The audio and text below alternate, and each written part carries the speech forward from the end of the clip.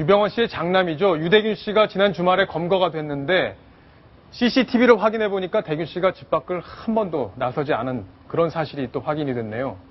그리고 또 빼돌린 돈, 그동안의 횡령과 배임을 통해서 빼돌린 돈으로 아주 호의호식을 했다. 이런 얘기도 또 확인이 더 되고 있습니다. 이동희 차장님, CCTV 얘기 좀 해주시죠. 예, 화면에서 많이 보셨을 텐데요. 유대균 씨가 은신해 있던 오피스텔 화면이 보일 겁니다. 그 현관문을 나서게 되면은, 자, 현관문을 열고 나가게 되면은 오른편 쪽에 공간이 생기게 되죠. 지금 보시는, 화면에서 보시면 왼쪽이 될 겁니다. 그 왼쪽 천정 위에 CCTV가 설치가 돼 있었는데요. 그렇기 때문에 유대균 씨가 90일에 가까운 은신 생활, 저 왼쪽에 보이시죠? 빨간 점으로 보이는 게 바로 CCTV입니다. 그리고 오른쪽 716호가 바로 유대균 씨가 은신해 있었던 그 오피스텔인데요. 문을 열게 되면 곧바로 CCTV의 모습이 드러나게 됩니다. 그렇기 때문에 단 한 차례도 문을 열 흔적이 발견이 되지 않았다는 얘기입니다. 아, 근데 왜 우리가 그동안 보도를 통해서 보면 유대균 씨가 치킨을 시켜 먹었다 이런 얘기들이 있지 않습니까? 그러면 그렇습니다. 치킨을 들고 나가고 하는 장면들도 저 CCTV에 다 찍혀야 되는 거 아닙니까? 그렇습니다. 만약에 치킨을 시켜서 주문을 해서 배달이 오고 돈을 주고 하는 과정이 있었다면은 분명히 CCTV 찍혀야 합니다. 근데 이 CCTV가 보통의 CCTV보다는 성능이 좀 좋은 거라고 합니다. 그래서 동작이 있을 때, 평상시에는 찍히지 않다가 사람의 움직임이 있을 때만 반응을 해서 이 카메라가 작동을 하는데요. 문제는 이 카메라가 10번 중에는 한두 번, 두세 번, 뭐 20, 30% 정도 횟수로 이 제대로 작동을 하지 않고 화면을 찍지 않는다고 합니다. 아, 그러면 들고 나가는 장면이 있어도 안 찍혔을 가능성은 있다는 거 그렇습니다. 설명이네요. 그럴 개연성이 있기 때문에 치킨을 시켜 먹었는지 아니면 제3의 조력자가 다녀갔는지 아니면 유대균 씨가 직접 외부에 출입한 흔적이 있는지에 대해서는 100% 규명이 됐다고 할 수는 없는 상황입니다. 예.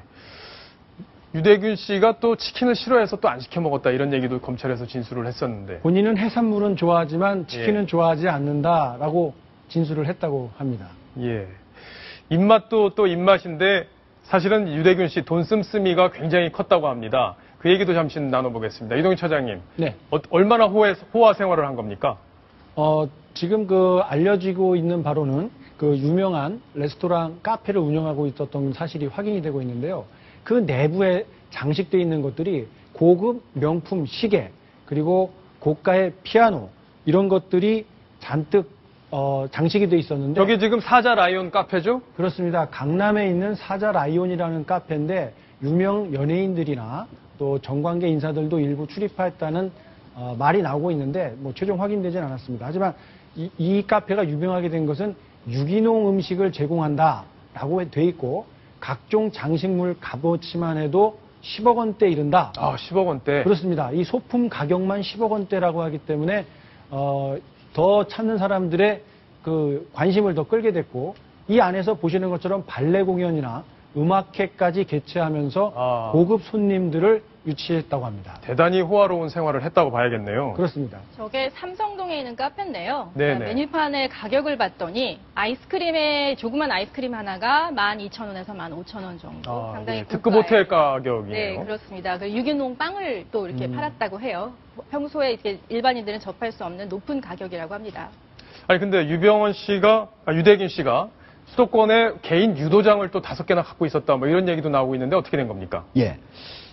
유대균 씨가 중학교 시절에 유도 선수 생활을 했었다고 합니다. 아, 유도 선수 생활을 했습니까? 몸이 체격이 커서 유도 선수 운동을 했을 것 같지 않은데요. 130kg 이렇게 됐으니까 이번에 95일간 거기에 숨어 있으면서 한 20kg 줄어가지고 현재는 한 110kg 정도 몸무게가 나간다고 하는데요.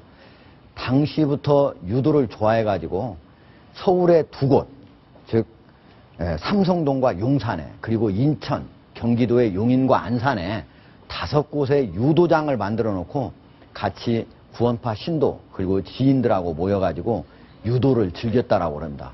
근데 아까 화면에 보면은 동네 주민들한테 그냥 사용해라 뭐 이런 얘기가 자막으로 좀 나왔었는데 화면에 나오는 영리를 목적으로 한 유도장이 아니었나요? 예, 영리를 목적으로 했다기보다는 자기가 즐기기 위해서, 지인들과 즐기기 위해서 한 거고, 그리고 동네 사람들도 뭐 할 거 없으면 여기 와서 유도하면서 놀아라 하는 얘기를 했다는 걸로 봐서 주변 사람들한테는 상당히 활쏘하게 얘기를 했던 것으로 보입니다.